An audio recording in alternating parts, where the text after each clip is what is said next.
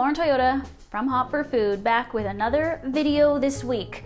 Now, I haven't been getting too far ahead of myself week by week here for the channel. I pretty much just decide on a whim, what do I feel like eating and making today, and then can I turn that into some type of video for you?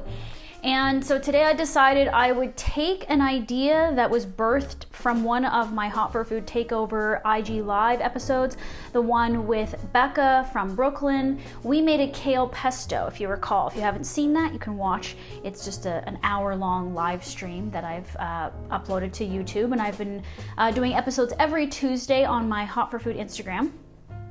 But we made up that recipe that night together, and now I'm going to create it as a real recipe for you so you can make it at home. And the other thing that we're going to make is some type of crostini with my sourdough loaf that didn't really rise and it didn't turn out nice.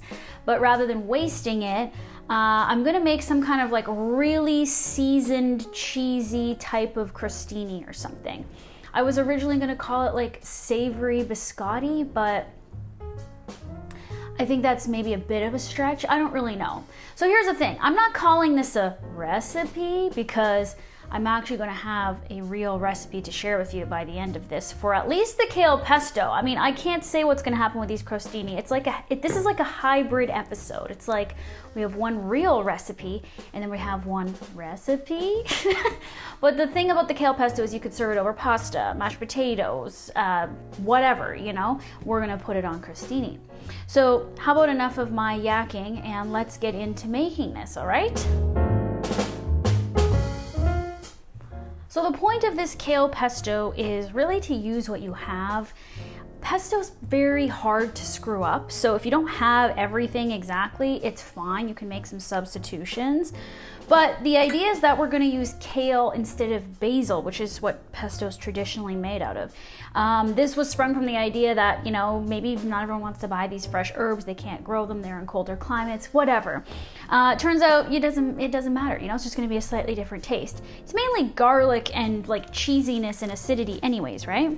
Now I can never figure out which blade and size of my food processor I should be using, the small one or the big one.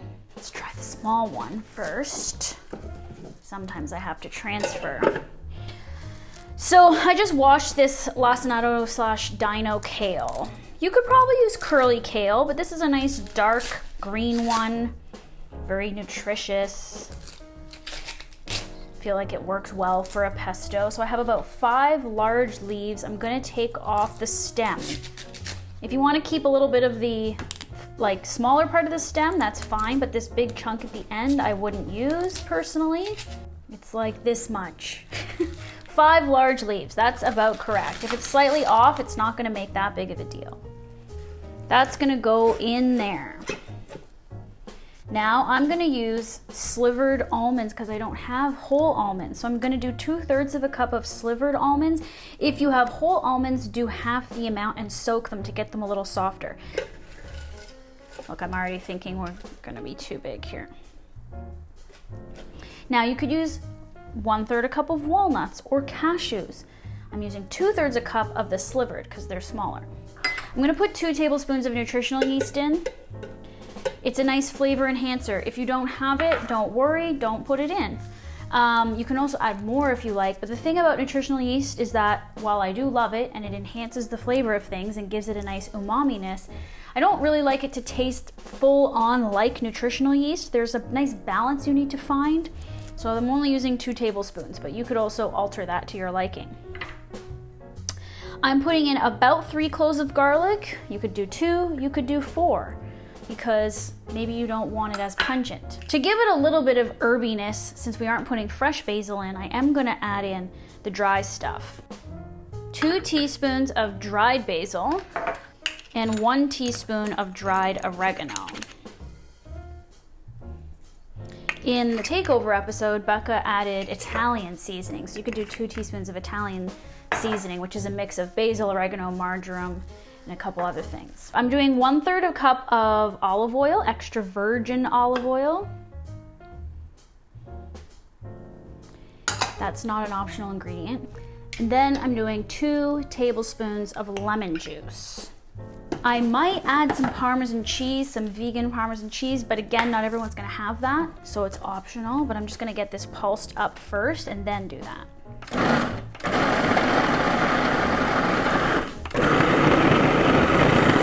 You'll probably just need to press it down and keep pulsing, but you can see it's getting nice and combined here. I'm gonna use this flaked salt. You can use sea salt. I'm gonna go with a teaspoon to start. Obviously, it may be to taste.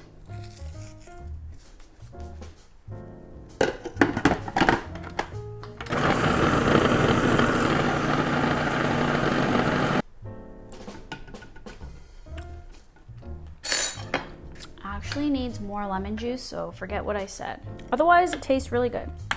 The reason I left the cheese out is because I wanted to make sure I tasted it without it to know that like it really doesn't need it, and it really doesn't. So it's 3.5 tablespoons of lemon juice. I'd say 3 to 4 tablespoons. Some people might like it more tangy than others. Yeah, that's nice. That's much better. Okay. Now, cracked pepper, also optional, but I like it.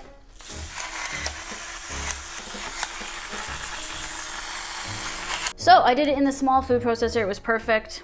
I think what we'll end up doing is using this cheese for the actual crostini, and that's the part we're gonna make up next.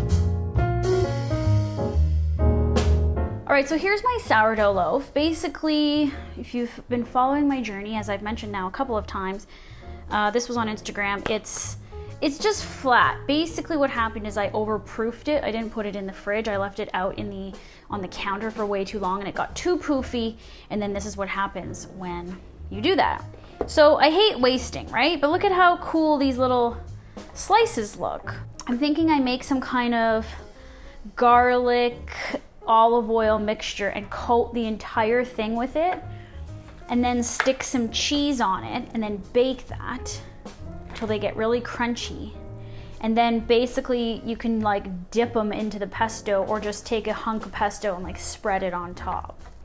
But I'm picturing like the final photo having like a smear of pesto, but just like not on the whole thing.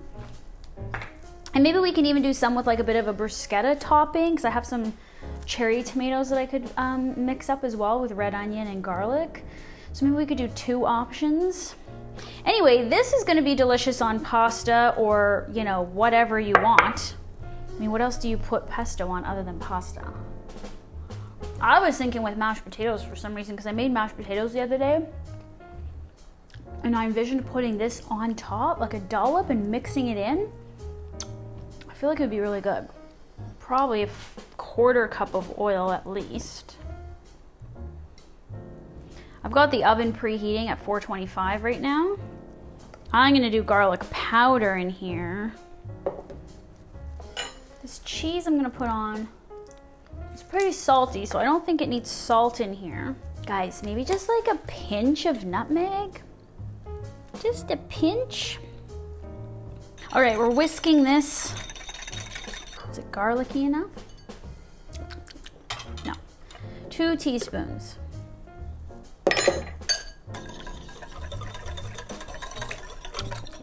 More nutmeg, so like a 1/4 teaspoon. All right, let me get my baking tray. I'm just gonna do a parchment lined baking tray. Maybe brush this on. I want it pretty well covered.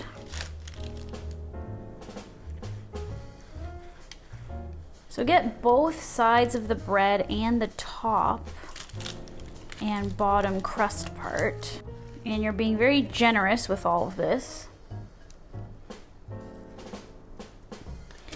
Okay, now we'll just add on some of these Parmesan cheese shreds. This stuff melts really good. I really quite like it.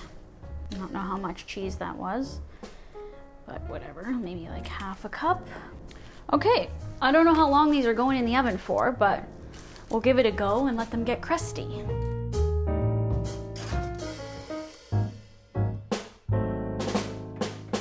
Oh yeah, and I would like to point out that I did make a nice loaf of sourdough that is not flat. although it's not as high as my original one. This was made with einkorn flour. Einkorn flour? Yeah, anyways, it's quite nice. I toasted it up this morning. Tastes delicious, great texture. So I just keep it in the fridge, wrapped in a little towel like this, and then when I want to eat it, I usually toast it so it gets nice and soft again.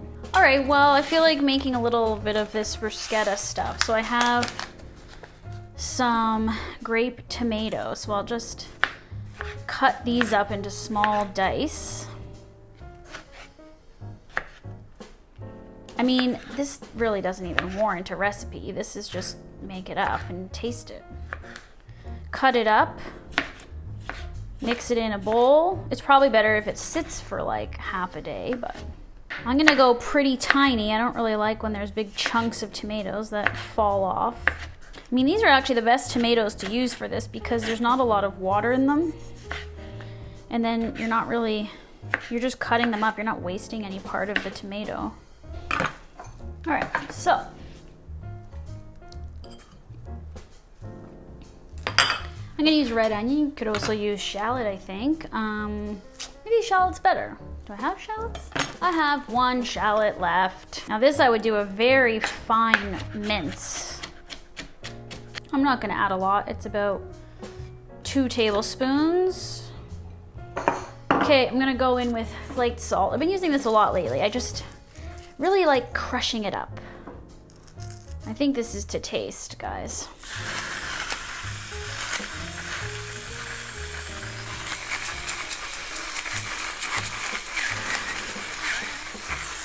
Let's go in with a little bit of that dried basil just to mimic what we did with the pesto. Of course, if you had fresh, that would be lovely, but I don't. We can put a little bit of oil in there. Extra virgin olive oil. Oh, I didn't put garlic in there. Hello. I'm just gonna add it in crushed. Okay. I'm gonna have garlic breath tonight.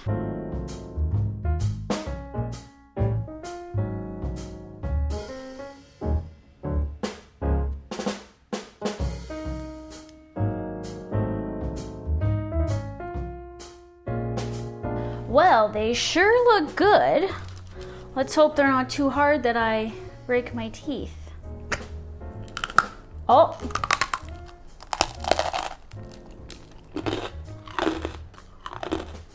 Are they too hard? No.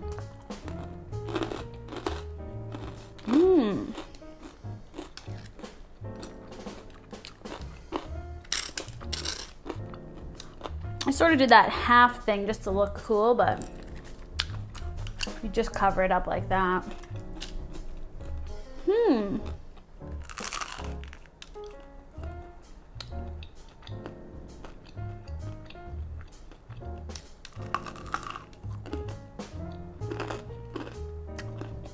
Definitely makes me feel better about my flattened sourdough result.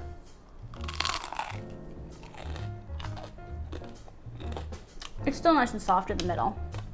It's just that little end piece that was a little hard. I'm gonna add the tomato bruschetta on there also. You can also do it like that, of course. Like that sound?